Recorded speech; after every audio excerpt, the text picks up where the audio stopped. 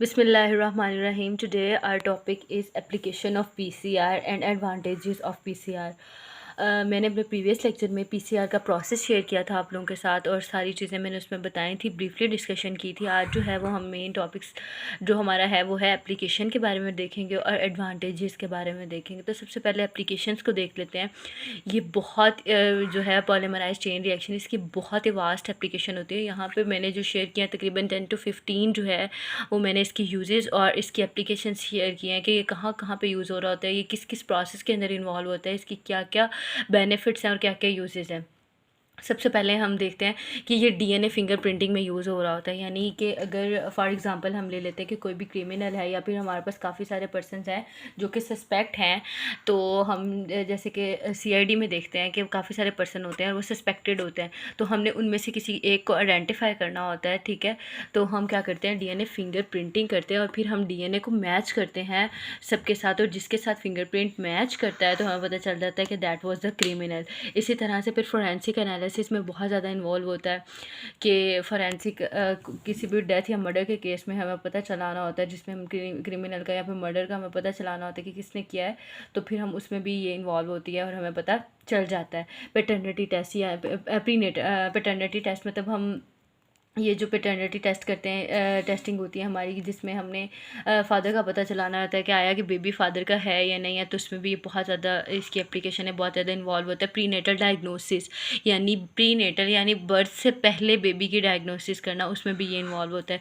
Genotyping यानी jeans की matching करना, जीनोटाइपिंग में भी इन्वॉल्व होता है। जेनेटिक मैचिंग में भी इन्वॉल्व होता है। जेनेटिक इंजीनियरिंग में भी इन्वॉल्व होता है।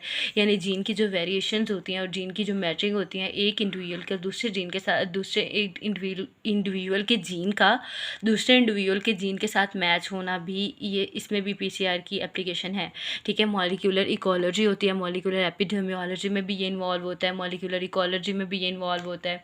ठीक है, इसके अलावा ये म्यूटेशन स्क्रीनिंग भी करता है, यानी कहीं पे भी कोई म्यूटेशन हो रही होती है उसको हम किसके थ्रू डिटेक्ट कर सकते हैं, पीसीआर के थ्रू डिटेक्ट कर सकते हैं। ठीक है, ड्रग डिस्कवरी यानी कोई भी ड्रग्स हैं, हमने उस ड्रग्स को डिस्कवर करना है, तो उसके लिए भी ये बहुत ज़्यादा बेनिफिट है, इसका बहुत ज़्यादा फ़ायदा होगा, यानी पीसीआर इन्वॉल्व होगा। सीक्वेंसिंग द डीएनए, अब डीएनए को हम सीक्वेंस करते हैं। डीएनए को हम कैसे सीक्वेंस करते हैं कि डीएनए सीक्वेंसिंग करते हैं, डीएनए के न्यूक्लियोटाइड्स को सीक्वेंस करते हैं न्यूक्लियोटाइड्स की बेस पे, और उस तरह से भी हमें पता चल जाता है। और फिर बैंड्स हमारे पास अपेयर होते हैं, तो हम उन बैंड्स को कोरिलेट करके तो हमें पर्सन का पता चल जाता है। ठीक है, सीक्वेंसिंग डीएनए। उसके अलावा डिटेक्शन ऑफ पैथोजन, कोई भी पैथोजन आया कि बैक्टीरिया या फिर कोई भी वायरस, किसी भी चीज़ को डिटेक्ट करने के लिए, पैथोजन बैक्टीरिया वायरस फंजाई कुछ भी हो सकता है, ठीक है, उनको डिटेक्ट करने के लिए भी हम पीसीआर को यूज़ करते हैं। उसके अलावा क्लासिफिकेशन ऑफ ऑर्गेनिज़म्स की क्लासिफिकेशन भी, मतलब कोई भी ऑर्गेनिज़म है, ये माइक्रो ऑर्गेनिज़म भी हो सकता है, कोई भी ऑर्गेनिज़म हो सकता है, उसको क्लासीफाई करने के लिए भी हम पीसीआर को यूज़ कर रहे होते हैं।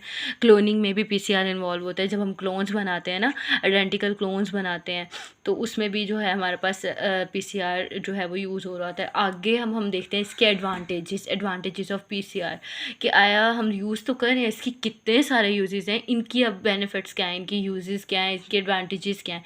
एडवांटेजेस और बेनिफिट्स देखते हैं। एक तो ये स्पीडी प्रोसेस है कि पीसीआर बहुत स्पीडीली हो रहा होता है, हम थोड़े से टाइम में, टाइम कम रिक्वायर्ड होता है, इसको थोड़े से टाइम में हम क्या करते हैं, मल्टीपल कॉपीज़ ऑफ डीएनए तैयार कर सकते हैं। इसके अलावा सेंसिटिविटी, अब ये बहुत सारा ज़्यादा सेंसिटिव होता है, यानी आप कह लें कि रिलायबल होगा, सेंसिटिव होगा, कि एक ही डीएनए का, जिस डीएनए का पीस हमने उठाया ना, उसी की मल्टीप्लिकेशन हो रही है, उसी की मल्टीपल कॉपीज़ बन रही हैं, यानी कोई और डीएनए की नहीं बनी, तो ये सेंसिटिव होगा। ठीक है, रिलायबल होगा कि इसकी रिलायबिलिटी बहुत ज़्यादा है।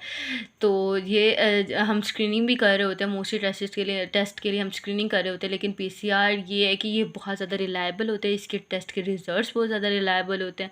उसके अलावा एक्यूरेसी, ये बहुत ज़्यादा एक्यूरेट है। ठीक है, और इनके जो रिजल्ट्स होते हैं वो भी एक्यूरेट आ रहे होते हैं। रैपिड प्रोसेस है, फास्ट प्रोसेस है, यानी बहुत स्पीडली इसके टेस्ट हो रहे होते हैं। रैपिड प्रोसेस है, बहुत जल्दी से इसका जो है वो रैपिडली मल्टीपल कॉपीज़ हम इससे बना सकते हैं, और हम मल्टीपल जो है एडवांटेजेस और मल्टीपल एप्लीकेशन अप्लाई कर सकते हैं इसके साथ।